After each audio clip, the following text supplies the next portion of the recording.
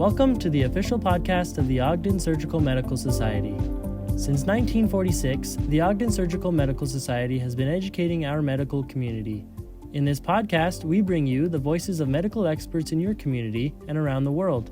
Please note that the opinions and ideas shared on this podcast are of the speakers, and not of the opinions of the Ogden Surgical Medical Society or its board. All medical topics discussed are not to be taken as strict medical advice, and individual clinical judgment is warranted when applying information to patient care. It is the responsibility of the listener to judge for themselves the applicability of the information discussed in regards to their medical practice. Today we are interviewing Jeffery David, DO, PharmD, on exercise for the treatment of emotional diagnosis. Dr. David is the medical director of Weber Human Services and works part-time as an Instacare physician for Intermountain Healthcare.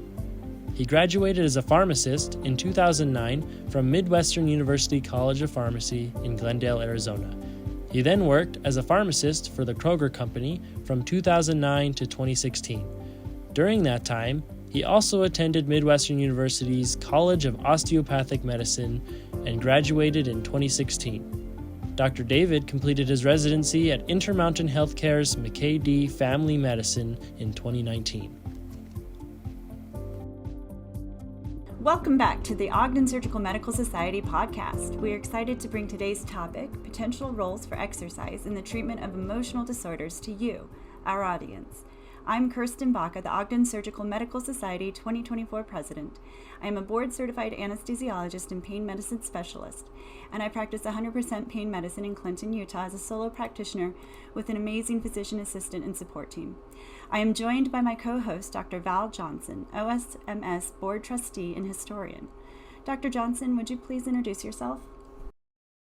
Hello, I'm Dr. Val Johnson. I've been with the Ogden Surgical Medical Society for probably about 65 or more years.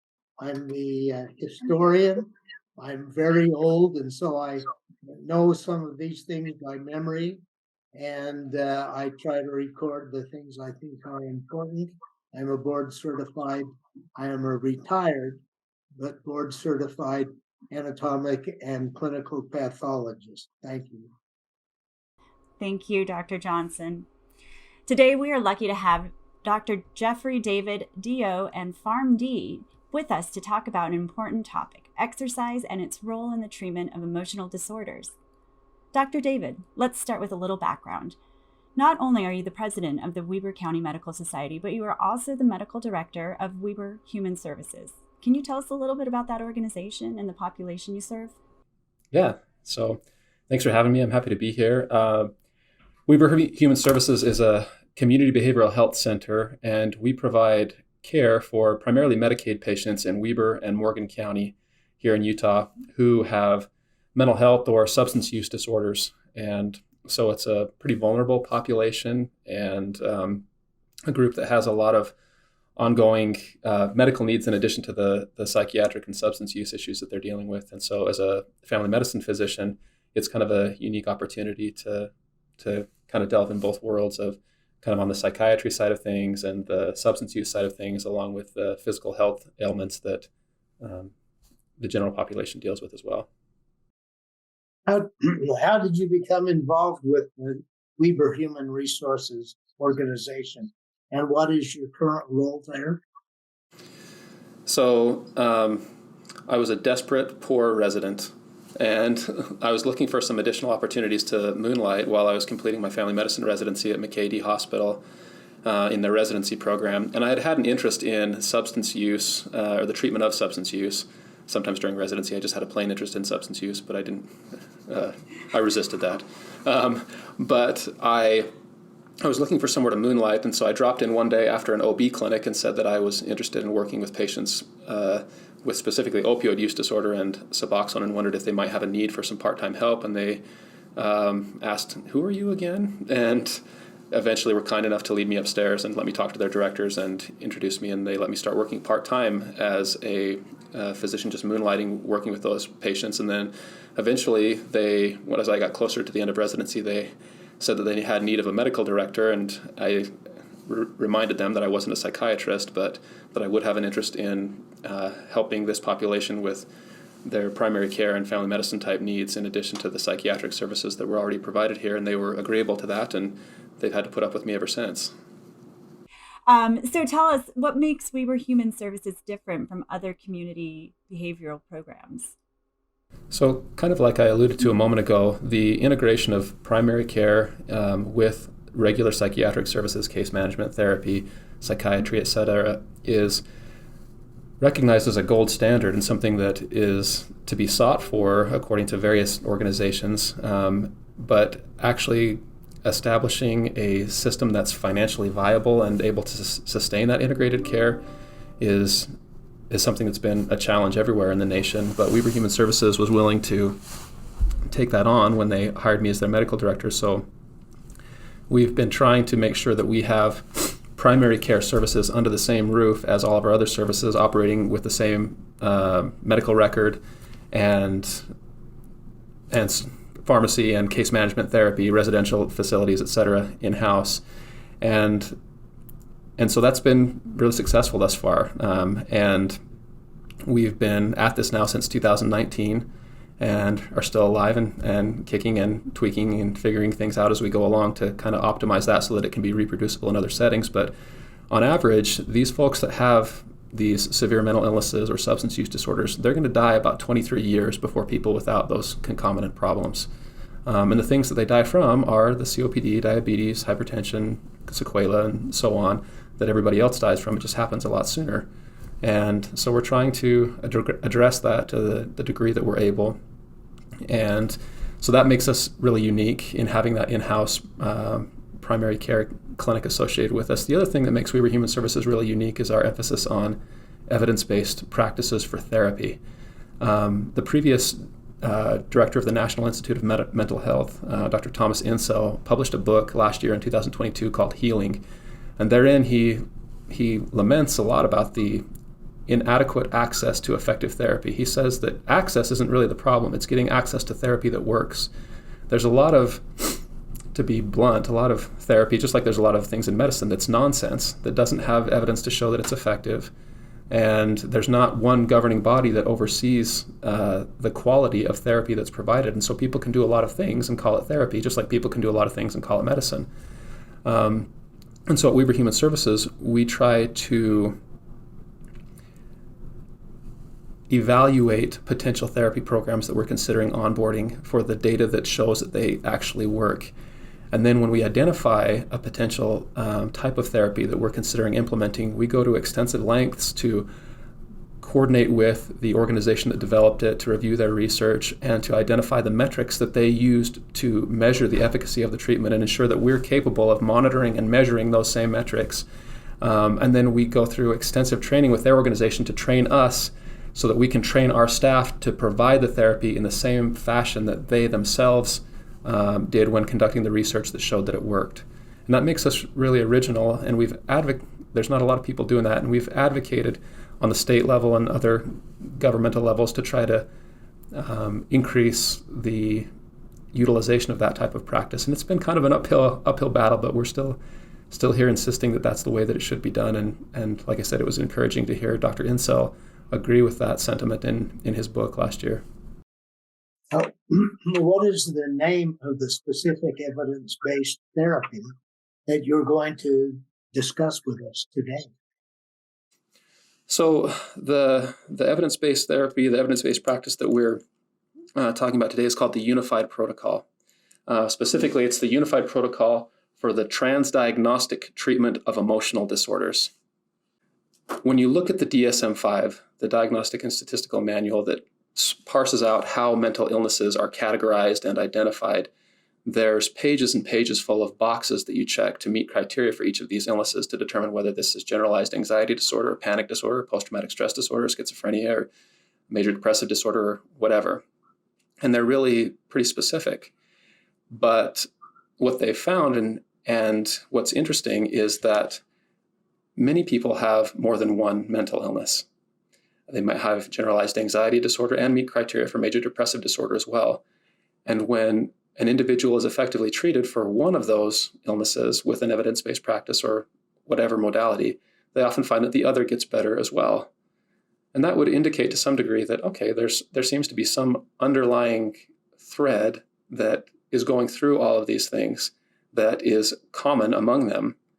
And what they've found is that there are 3 particular vulnerabilities that patients with any emotional disorder are susceptible to. And regardless of whether that person's dealing with obsessive compulsive disorder or some type of anxiety or depression, et cetera, these 3 things are common. And those vulnerabilities include, number 1, neuroticism, or a tendency to feel increased proclivity or tendency to feel negative emotions.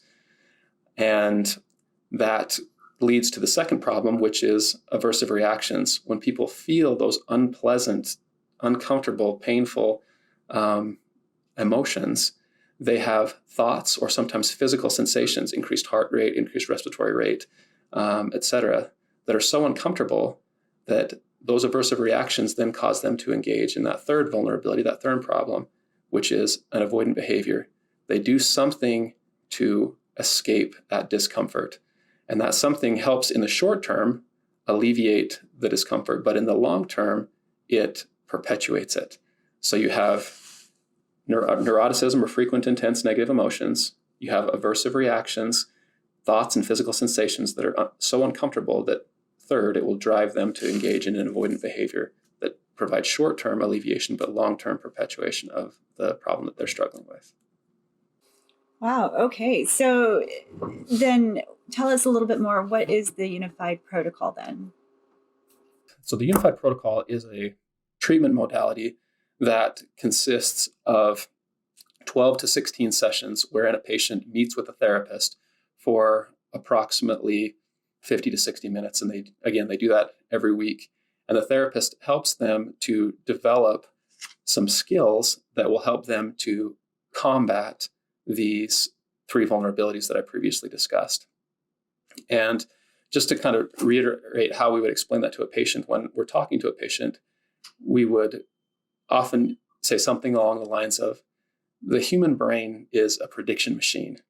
It's designed to predict what's going to happen next and help us to prepare for that. And it's been estimated that, at any one time, it's evaluating 11 million, or pick your number, pieces of information at any given moment. But we can only consciously attend to a few things at a time. And so our brain it compares all the data that we're receiving at that moment, compares it to all of our past memories, and then packages that up into a report of sorts, which is the emotion. And it says, based off the current data and our previous memories, I think this is what's going to happen, and I've prepared us to deal with it. So it may be something that invokes anxiety, and it increases our heart rate and our respiratory rate to get us prepared to deal with that. And that then leads to those, again, thoughts and physical sensations that can be pretty uncomfortable. And so then the patient will do something to get away from that. If they have obsessive compulsive disorder, they may wash their hands 50 times to try to alleviate some of that discomfort. They might, if they have anxiety, stay in their room instead of going to their work party, or they might use drugs to blunt that discomfort. And so we want to intervene, and we can't get rid of the emotions, and we don't want to. Those emotions are important and serve to educate and motivate us to be able to handle whatever it is that's coming. So but we do want to be able to handle this better. So some of the skills that can help us with our tolerance of those avoidant reactions and increase our ability to respond with a behavior that's consistent with our values as opposed to the avoidant behavior include the following. So first, we want to foster a mindful awareness of the emotion. We want to help them to develop the capacity to recognize what's going on when they experience an emotion, to be able to identify it and realize what's happening to them. The second core skill, so the second of the 5 core skills, is to be able to reevaluate some of those automatic cognitive appraisals that occur. And the 2 things that the Unified Protocol specifically works on is helping patients to resist overestimating the probability of something negative happening, and second, to avoid catastrophizing, which is the tendency to assume that even if that negative thing does happen, the outcome will be so bad that it'll be unrecoverable. Third, we want to help our patients identify and modify those problematic behaviors or action tendencies, those emotional behaviors that, again, in the short term, alleviate discomfort, but in the long term, perpetuate that problem. And when we're explaining that to patients, we'll often counsel them along the lines of, if we use drugs when we feel whatever the negative or whatever the aversive reaction is, in the short term, that blunts the sensation. It makes it less uncomfortable. But in the long term, that's going to put us in a bad position, because next time our brain is confronted with those stimuli, if it could speak, it would say something along the lines of, last time we were in this situation, what did we do to fix it? Oh, look, we have a nice fresh memory on the top of our stacks here. It looks like last time we used drugs, or we ran away, or we washed our hands 50 times, or we have obsessive compulsive disorder, or whatever. And so it's going to perpetuate our brain suggesting that we repeat that action to address the situation again, because it worked last time. So we want to help patients be aware of the long-term problems of engaging in those avoidant behaviors. And then the fourth core skill is we want to help them increase their awareness and tolerance of the physical sensations that are uncomfortable. Sometimes when patients start to get an increased heart rate, or they start breathing fast, they become so worried that it's going to get out of control that they'll panic and then again engage in the avoidant behavior. So we want to make them, or help them to become tolerant of physical discomfort and to realize that they're going to make it through that. And then lastly, the fifth core skill is engaging in emotion exposure exercises. So the therapist is going to help the patient systematically identify the things that they're most afraid of, and then help them develop a plan to start exposing themselves to that. And it's kind of gross, but like in obsessive compulsive disorder, that may be using the restroom and then going and eating lunch without washing your hands, and realizing that you didn't die from it and things were okay. Or if you're afraid of going to the grocery store, helping the patient to engage in that again and again and again, or so on and so forth, depending on the individual circumstances. Those 5 skills that you work on developing, what are some specific examples? You told us the last one of exposure therapy, but what are some specific examples, or maybe patient stories you have for some of these vulnerabilities and where you've helped people? Here at Weber Human Services, we have residential facilities where we house men and women who are struggling with substance use disorders specifically. And with that patient population, they have a lifetime of memories stored in their mind that suggest each time they encounter any type of difficulty, whether it's the death of a family member or the loss of a job or any type of difficulty, any type of problem in life, those emotions that they experience are so uncomfortable that it causes them to engage in those, or to experience those aversive reactions, the thoughts and physical sensations that are uncomfortable, that they go out and engage in the avoidant behavior of using methamphetamines, heroin, cannabis, etc. And so where we have the most success with patients is helping them to understand that the best thing for you is not necessarily to treat you with a medication to address your discomfort, but to help you to practice enduring that discomfort and to work with you on, in that moment, when you're tempted to choose an avoidant behavior, to choose a behavior that's more consistent with your values and create new memories and new pathways. And that plasticity of the human brain is something that's really helpful for them to understand that just like a muscle can grow with increased utilization, so can their brain, and it can adapt and it can learn to respond differently, and that they're not doomed to stay in the current path that they've been down so many times. As far as a specific example, I can think of lots of patients that have come in and said, thank you for not giving me the sleep med or the anxiety med when I asked, and thank you for insisting that I continue participating in therapy. And it's always rewarding when a mom comes back and says that she got custody of her kids again, and she's able to use these concepts to get her own employment again. I remember a specific patient who she had an abscess that was so uncontrolled in one of her extremities that she almost had to have it amputated. And now she is the manager at where she works. Her company paid for her and her family to go on vacation. She's got her kids back. But helping them to understand that increasing your resilience and your ability to be aware of these things and respond to them differently is more effective in the long term than medication. So as far as, and I've got some examples of how we're trying to start working on implementing exercise to help make some of this a little more concrete, and maybe that'll help if we move on to that. But what are some actual things, the actions that you do to intervene in those instances to help these people? So for the first core skill is fostering that mindful awareness.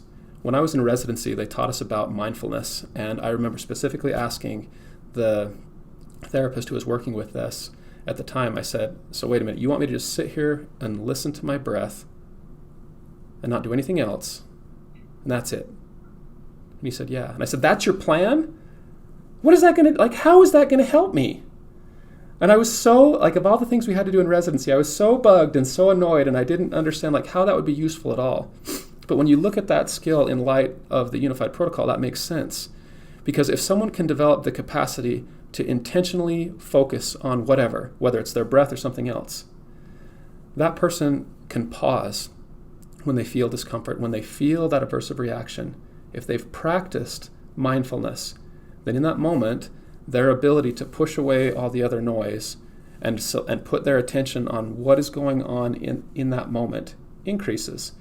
And so what we specifically try to help, one of the first things the therapist will try to help them do, Val, is that idea of mindfulness, to have non-judgmental, present-focused awareness, to not get so caught up in what they're assuming is going to happen or what could happen or what might happen or that they're a loser, that they're bad, but just to pay attention to what's happening.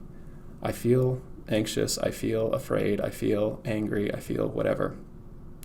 Someone who does that, who practices mindfulness on a regular basis, there have been studies where they've shown that the parts of their brain associated with attention and the parts of their brain associated with the interpretation of pain actually thicken. They develop more gray matter in those areas where their brain processes those concepts. So that really, the therapist in our residency clinic that was teaching this showed me some of that helped me to have a lot better impression of the value of mindfulness and how that can help in the context of the unified protocol to help them pause in that moment when they experience the aversive reaction and not just automatically react with avoidant behavior, but to create a space where they can stop and think, what is going on here? And then they can move on to the next step of reevaluating the situation and what they can or should do next. What role does exercise play in helping patients learn to cultivate some of these skill sets in treating their emotional disorders? So if someone experiences that intense negative emotion, whether it's fear or anxiety or depression or whatever, and they're able to use those skills developed in mindfulness, and they're able to pause and recognize what's happening, just to observe it in a non-judgmental, present-focused manner, then the next thing that they need to be able to do is they need to be able to reevaluate the situation, and that's called cognitive flexibility. And so that's the second core skill. And so we want to teach them how to not overestimate that something bad's going to happen and how to avoid catastrophizing. And then the third skill is to identify and modify problematic behaviors and make the decision to choose something different.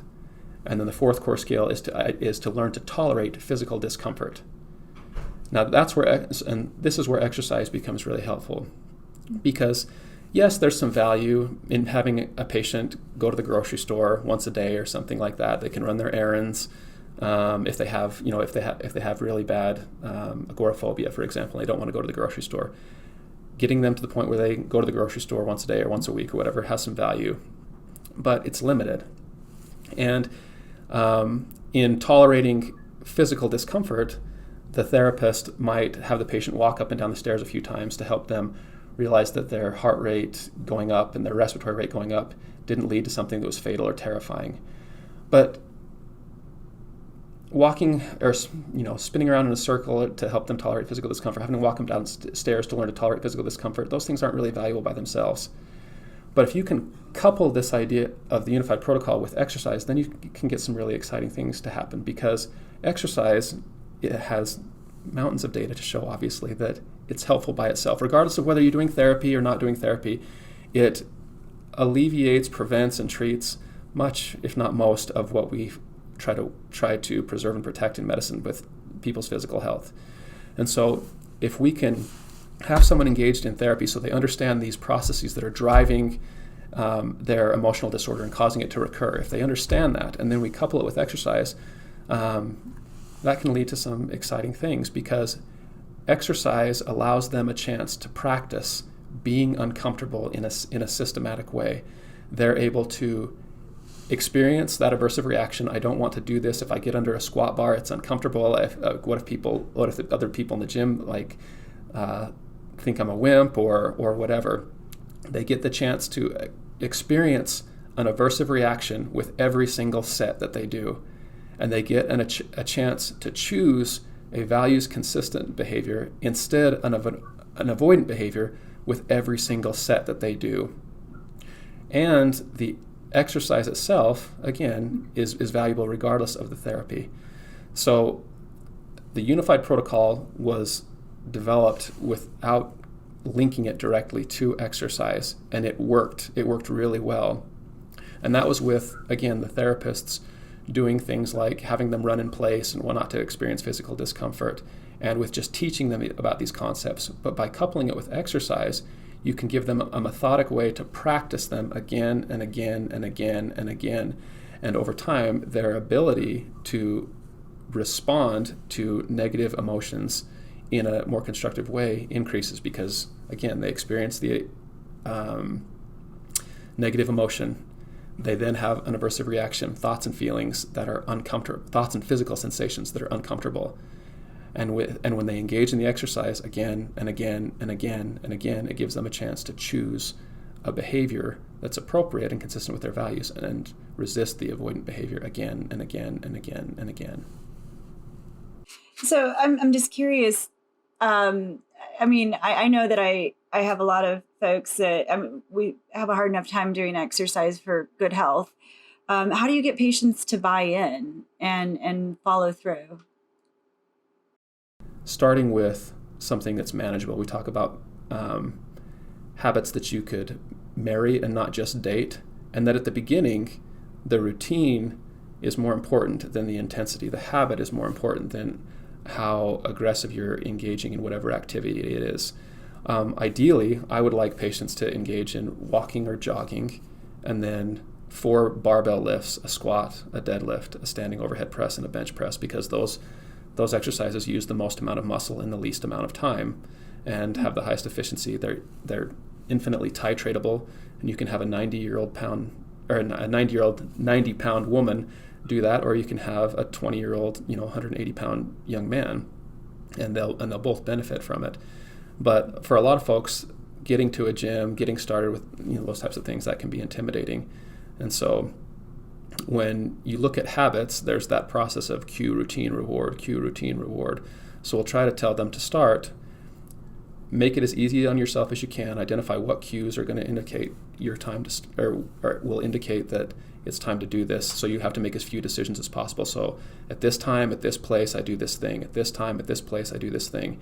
And they may start with just walking around their house once, and then we go up to doing 5 push-ups, and then eventually adding on more and more until hopefully they could get to the ideal of weight training and whatnot. But at the beginning, we tell them that this should be so easy that it feels embarrassing, because at the beginning the habit is more important than the actual intensity of whatever it is that you're doing. And so that's something that's been helpful, is trying to help them to approach it with that type of mentality. There's a program here in Ogden called the School of Addiction Recovery. That's a fantastic organization, and we have hopes of working or partnering with them in the future. They start with weight training right at the beginning, and they have a facility here that's well equipped and they have folks that know how to teach those lifts, and we're still working on trying to get something in the future set up with them to have a more formalized program, and that's kind of down the pipeline a little bit, but something that we're hoping to get to.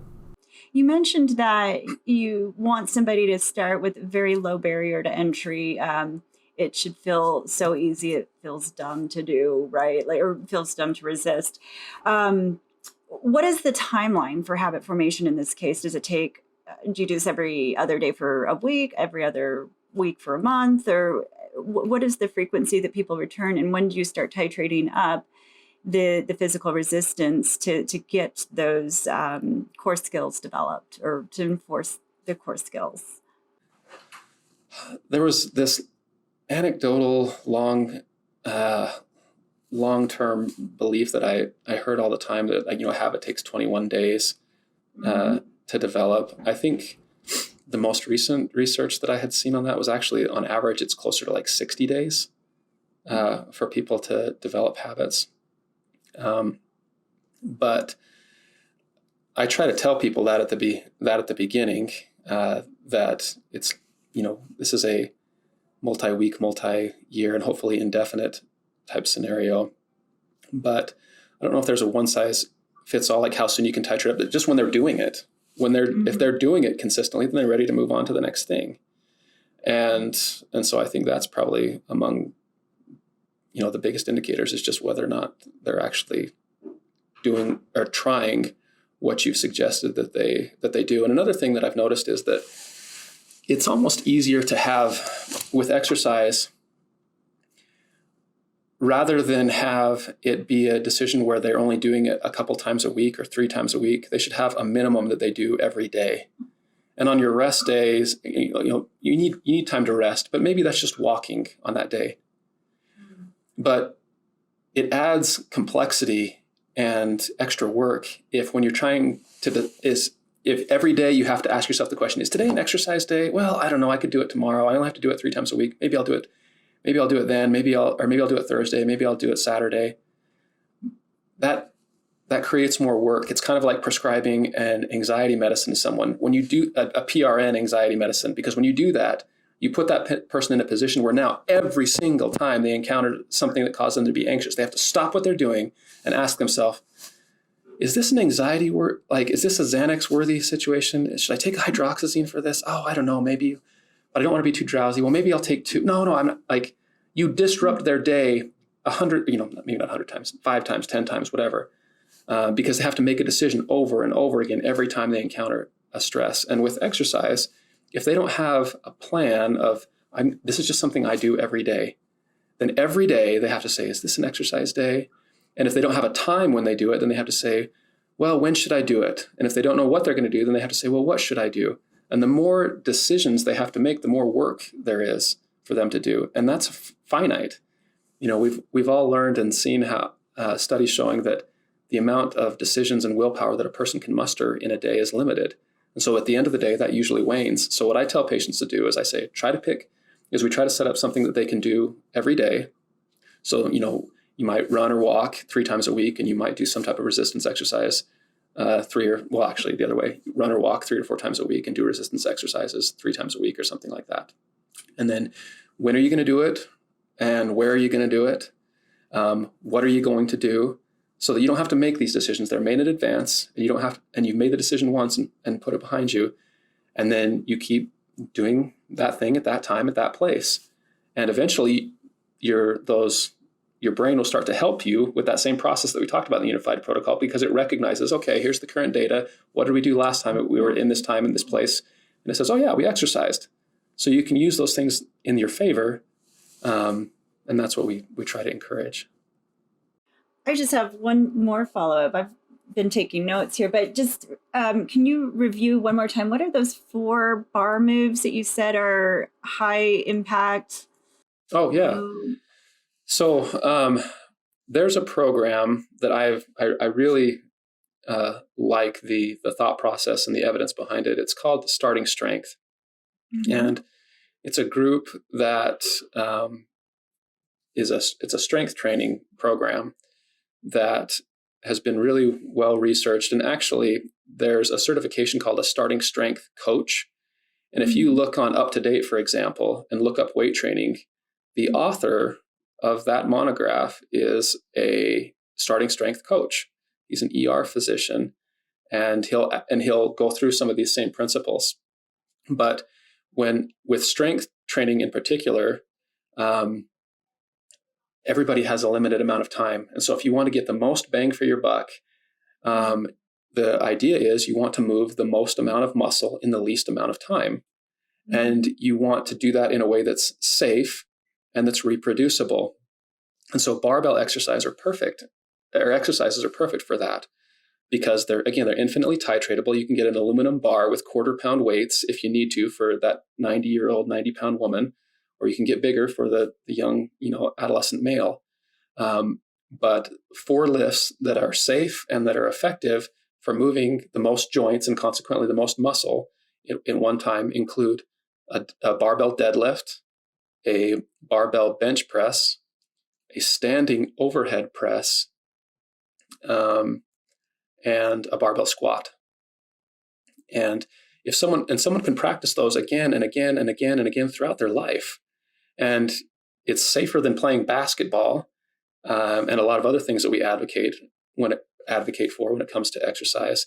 And the folks at that starting strength, I don't work for them or anything, but they actually have an app that if someone is really serious and wants to start doing this, I'll recommend to patients. And that it's like $20 or something. And it's a fairly expensive app, but it's really well put together. And that app has videos and portions of their book that'll explain step by step. If you're going to do a deadlift, this is where you put your feet. This is where you put the bar. This is when and how you breathe. The same with a bench press, the same with a standing overhead press, and the squat. And they've got a workout log that you can keep track of your progress in there. And it's really a good program, and makes a lot of sense as far as maximizing that process of stress adaptation response. And that that's part of the reason why I like the unified protocol so much, because oftentimes, when I send someone to therapy, whether it's psychiatric therapy or psychotherapy or physical therapy, I kind of feel like a snake oil salesman, because I don't believe it's going to work.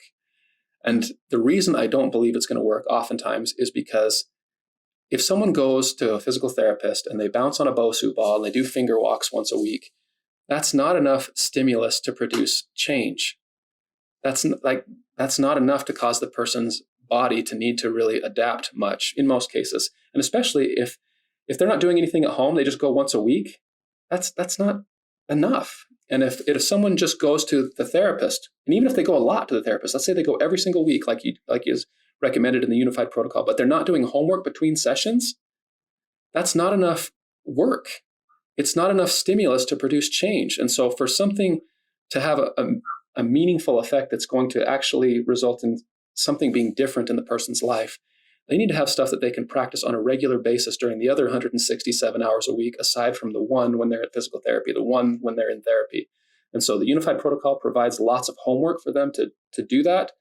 And with exercise, it provides something that's, if you couple that with the unified protocol, it's something that's intrinsically valuable by itself, that's going to help them throughout their life with everything else that they do. And it's something that they can do on their own again and again and again, and actually produce enough stress that it results in a physiologic response. Thank you. Yeah, that's awesome. I think I'm going to go look this up. This ties in really well with last year's conference theme, lifestyle medicine. And I think that it's really important to address the patient in many different ways, especially exercise, good health, diet. We didn't talk about that, but yeah. All right. Thank you. I don't have any other questions. Dr. Johnson, did you have any others? No, thank you. This was most interesting. Well, thank you, Dr. David, for joining us today and sharing with us information about the Unified Protocol and about your work at We Were Human Services. Absolutely. Thanks for having me.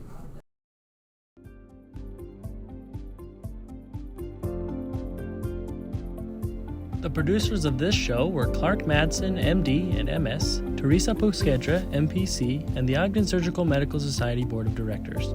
The executive director is Teresa Puskedra, Your hosts were Kristen Baca, MD, and Val Johnson, MD. Editing and sound design were by Owen Service. This is all supported by the Ogden Surgical Medical Society like you. Thank you.